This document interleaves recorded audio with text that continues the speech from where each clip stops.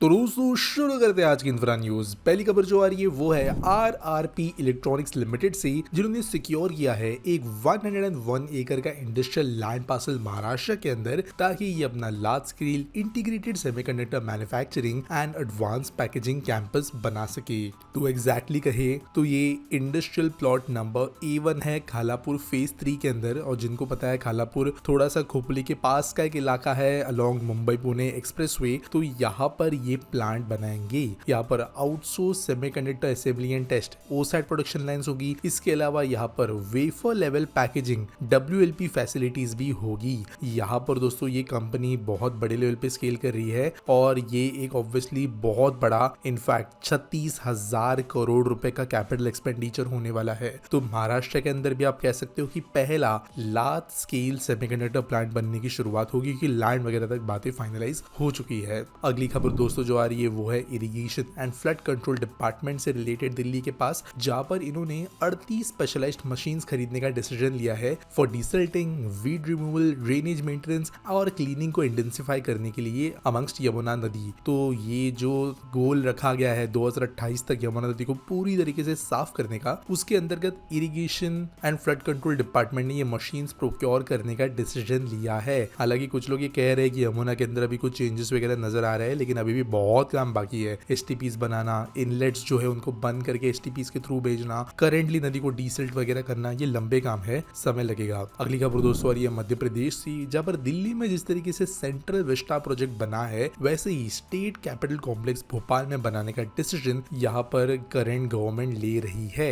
तो भोपाल के अंदर करेंटली एडमिनिस्ट्रेटिव बिल्डिंग्स फैली हुई है। हालांकि दिल्ली जैसे इश्यूज नहीं है कि बहुत ही ज्यादा रेंट जो है हजारों करोड़ का जाता है वगैरह, लेकिन फिर भी सारे गवर्नमेंटल एडमिनिस्ट्रेटिव रीजन्स को, ऑफिसर्स को साथ ले आने के लिए एक काइंड ऑफ एडवांस ये प्रोजेक्ट बनाने का डिसीजन गवर्नमेंट ले रही है, जहां पर हाउसिंग बोर्ड ये काम करेगी और DPR बनाने के लिए अप्रूवल दे दिया गया है। अगली खबर दोस्तों ये नागपुर महाराष्ट्र से, जहां पर Solar Defence and Aerospace Limited ने इन्वेस्टमेंट करने का डिसीजन लिया है worth 12,800 crore in the projects related to manufacturing robots और UAVs। तो यहाँ पर अलग अलग साइज, अलग अलग टाइप्स और अलग अलग लॉन्ग रेंज मिसाइल्स के अंदर लगने वाले इन चीजों को बनाया जाएगा। करंट जो इन्होंने कहा है स्टेटमेंट के हिसाब से, तो कैपेसिटी होगी to produce 10,000 drones in different sizes along with 1,000 robots. तो यहाँ पर obviously defence related manufacturing Nagpur के आसपास में बढ़ रही है। अगली खबर दोस्तों जो आ रही है वो है अमित शाह के द्वारा फ्राइडे को इनॉग्रेट किए गए इफ्को के एक नए सल्फ्यूरिक एसिड प्लांट 3 से रिलेटेड, जो कि पारादीप कॉम्प्लेक्स के पास बना है इन ओडिशा। तो ये एक मेजर माइलस्टोन है कोऑपरेटिव सेक्टर के अंदर, और हमारा जो फर्टिलाइजर्स की तरफ सेल्फ रिलायंस का गोल चल रहा है उसके लिए जरूरी है। 3,770 करोड़ का ये इन्वेस्टमेंट था, और इसकी वजह से ऑब्वियसली कई फैसिलिटीज में यूज होने वाले जो रॉ मटेरियल है जो फर्टिलाइजर्स के अंदर जाते हैं, उसके लिए यहाँ पर डिपेंडेंसी बाहरी देशों पे कम होगी। अनफॉर्चुनेटली अभी बहुत फर्टिलाइजर्स हमारे यहाँ पे बाहर से ही आते हैं, तो ये एक स्टेप राइट डायरेक्शन में है, लेकिन अभी भी बहुत काम बाकी है। अगली खबर दोस्तों एक नए एयरपोर्ट के फाउंडेशन स्टोन लेइंग से रिलेटेड, जब पर कोटी बूंदी ग्रीनफील्ड एयरपोर्ट का फाउंडेशन स्टोन ले किया गया है शंभूपारा के अंदर, जहां पर राजस्थान के जो MP भी है और यहाँ पे लोकसभा स्पीकर भी ओम बिरला जी और चीफ मिनिस्टर भजन लाल शर्मा जी, और साथ साथ सिविल एविएशन मिनिस्टर किंजरपू रोमन, civil aviation minister Ram Mohan Naidu ji, इन्होंने यहाँ पर फाउंडेशन स्टोन ले किया है। यहाँ पे 1,500 करोड़ रुपए इस एयरपोर्ट को बनाने के लिए खर्च आएगा। अब ये मेजरली कोटा, बंडी, बारन और झालावाड़ इन रीजन्स को कनेक्टिविटी देगा एयरपोर्ट्स के थ्रू। आज के आस्क PT सवाल के बारे में बात करिए तो D1232 पूछते हैं how Shinkansen will be profitable and how it's expansion will affect a cities existing old trains in different tier 1 or tier 2 cities, and why government ain't prohibiting tobacco selling and consumption in new renovated railway stations। तो देखो पहली बात profitability बात करते हो, नहीं होगी profitable, दुनिया में कहीं पे भी नहीं है। जो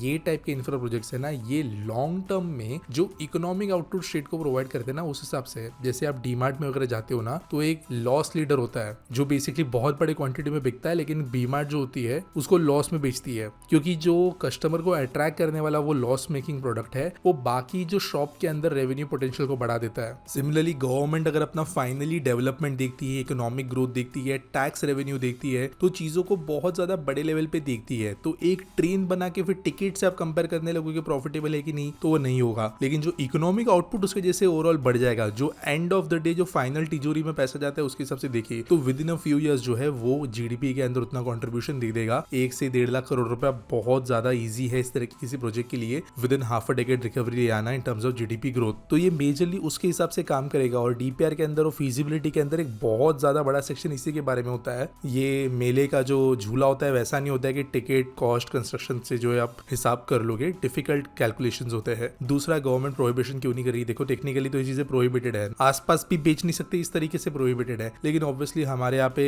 जो सबसे बड़ा प्रॉब्लम है हर चीज के अंदर वो है इम्प्लीमेंटेशन का, एनफोर्समेंट का। वो बिल्कुल भी नहीं है रेलवेज के अंदर। लेकिन धीरे धीरे जैसी चीजें बदलेगी उसके हिसाब से ऑब्वियसली जो है पैटर्न्स हमें बदलते हुए नजर आ सकते हैं। जैसे कि ट्रेन के अंदर आप जानते हो, स्पेशली कुछ रूट्स की जो ट्रेन है वहां पर गुटखा वगैरह बेचा जाता है, लेकिन वो आपको हार्डली कभी 2AC फर्स्ट AC के अंदर आते हुए नजर आएंगे, क्योंकि कहाँ पे कैसा मार्केट है उसके हिसाब से चीजें डिफाइन होती है। करप्शन, जो रेलवे अधिकारी है उनका एक्शन न लेना, ये भी बहुत बड़ा पार्ट है। और सिर्फ एक कानून निकाल देने से कि नहीं अलाउड है जबकि उसका इम्प्लीमेंटेशन जीरो होना, ये ऑब्वियसली जो है काम नहीं करता। तो ये रेलवे के लिए सोचने की बात है। उम्मीद करता हूँ आपको सवाल का जवाब मिल गया होगा। आपके पास कोई सवाल है तो आप कमेंट सेक्शन मुझे पूछ सकते हो। कोई न्यूज सबमिट करने के लिए है तो आपको डिस्क्रिप्शन में लिंक मिल जाएगी। मिलेंगे अगले वीडियो में।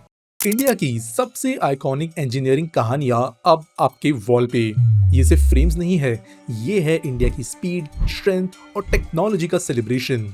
हर design power train design company ने इंजीनियर लेवल प्रिसिजन के साथ बनाया है।